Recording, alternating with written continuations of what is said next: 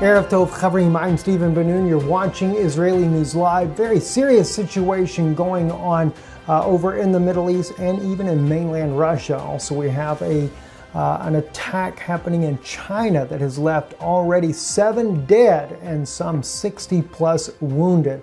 Bomb attack that happened at a kindergarten inside of China. We'll be going into these and other stories here in just a moment here. Let's first turn our attention to Russia. Sputnik News reporting about Russia beginning in mid-June here. At any time now, this is actually beginning to start here. The Topolo M series nuclear capability missile drill inside of Russia. We're talking about 90 plus nuclear capable missiles inside of Russia being deployed to different locations as part of a drill, making sure that Russia is able to quickly and rapidly deploy these missile systems and to do it undetected here. I want to share with you a little bit of the video footage here, some of the air surveillance that was being shown here on Sputnik News today as they were showing this missile system here on the move inside the country there. No doubt concerning for NATO and their partners there. Of course, NATO has been preparing for their own drill on Russia's western border there. And some believe that this is a show of force by Russia. In fact, Sputnik News is reporting that Russia is doing this as a way to send a signal, a message to NATO allies that Russia is a force to be reckoned with. And some of these missiles, by the way, very similar to that of the Dongfeng 41, the Chinese version of the ICBM that carries 10 warheads. Russia actually has these missiles that carry 4 independent warheads. And of course, one of an 800 kiloton ammo on top of that. All of them nuclear capable ICBMs and yet portable at the same time. Very serious situation going on there inside of Russia. Moving on over, Russia now has accused the U.S. of bringing artillery that will be used to strike the Syrian military. U.S. deploys the HIMARS artillery in Syria could strike pro-government forces, according to Moscow. That's their latest opinion about what's going on there. They also state here that the U.S. has redeployed 2 high-mobility artillery rocket systems from Jordan to a U.S. Special Forces operation base near Syrian town of Al-Tanf, which is 18 kilometers from the Jordanian border. Deployment of any foreign weaponry to Syria, especially multiple artillery rocket systems, has to be coordinated with the sovereign state government, the ministry's statement read. It noted that the range of the HIMARS cannot allow for providing support for U.S.-controlled Syrian Democratic Forces operating against Daesh and Raqqa. So they said here, the U.S.-led anti-Daesh coalition has several times already attacked Syrian government forces fighting Daesh near the Jordanian border. It is possible to assume that the similar strikes could be continued in the future involving HIMARS from now on. So what objective is the U.S. pursuing in Syria, and whom are the U.S. servicemen fighting there? This statement said regarding the deployment of this particular HIMARS weapon that has been deployed by the U.S. Special Forces there in southern Syria. We've been bringing this out to you already here on Israeli News Live that no doubt the U.S. coalition will strike Damascus, and that the actions that they are taking at this particular point in time are those of a provocative nature to try to draw both the Syrian government as well as the Iranian forces into an open combat. Also, I wanted to share with you, World on Alert. They keep posting these videos here of supposedly Syrian and Russian forces dropping bombs on the city of Dara. So I decided to do a little bit of research. Why would either Syria or Russia be targeting this city here with the bombs that they're dropping in the area?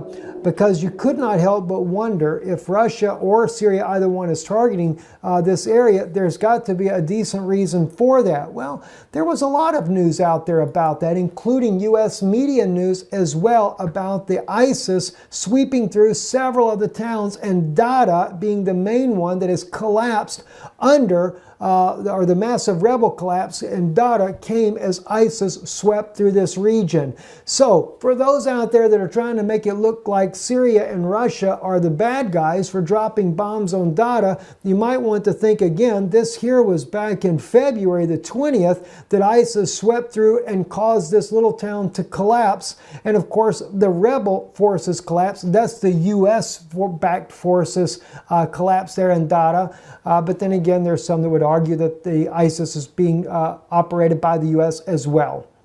Moving on into the other news there, 7 killed, 59 wounded as blast hits kindergarten in China. This happened as parents were picking up their children from school today around 4 p.m.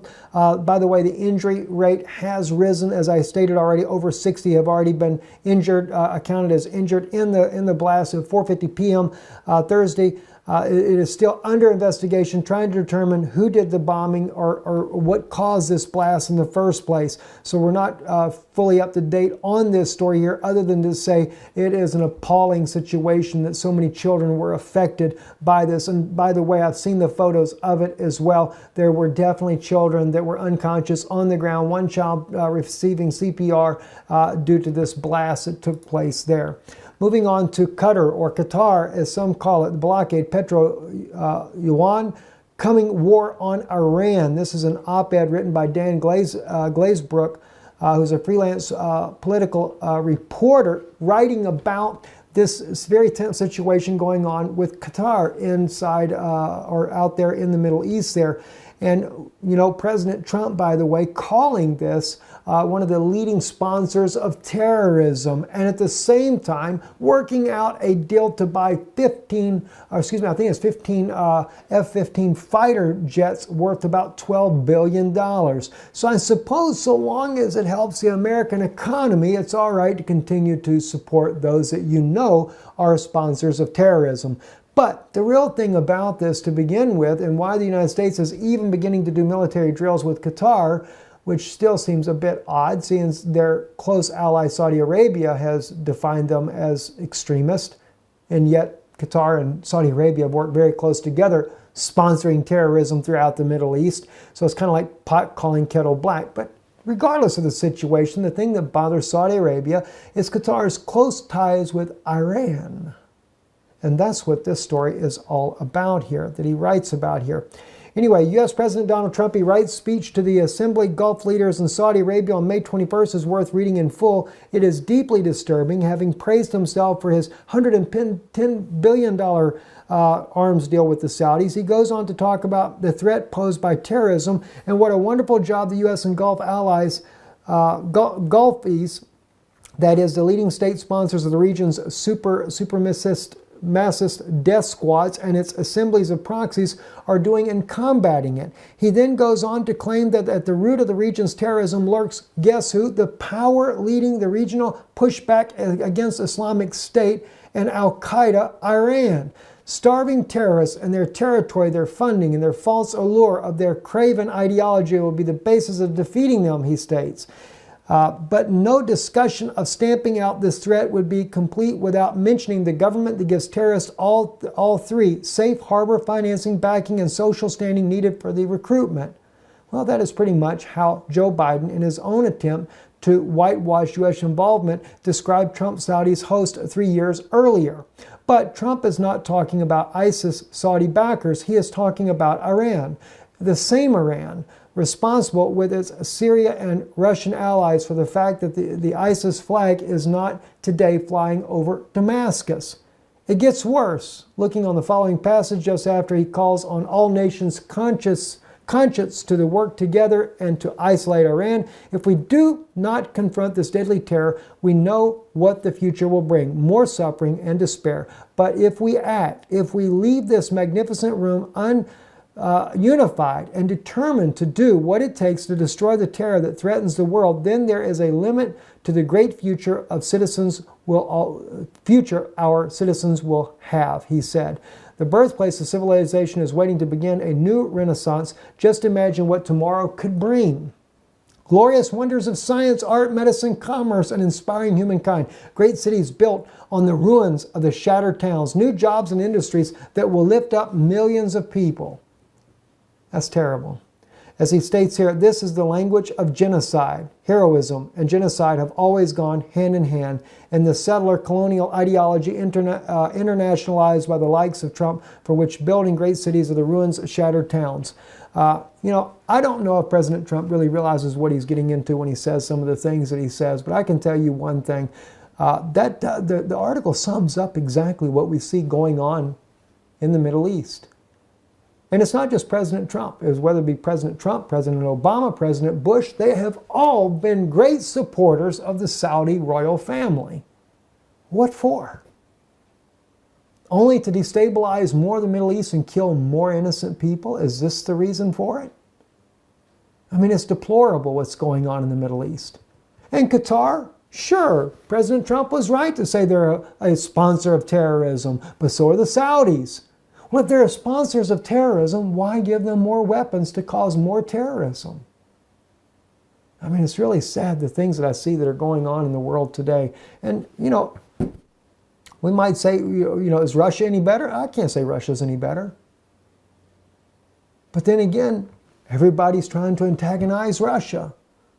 What are we doing with our military on Russia's western border? Or even for that fact, on the eastern border? Well, we justify it because of North Korea. Well, North Korea is a problem. I agree with that. Or is it just to justify have more forces on Russia's eastern border as well? Not quite sure. Anyway, I'm Stephen Ben-Nun. You're watching Israeli News Live. It is a world that is in turmoil, and it doesn't seem like anybody has a good answer on how to resolve it.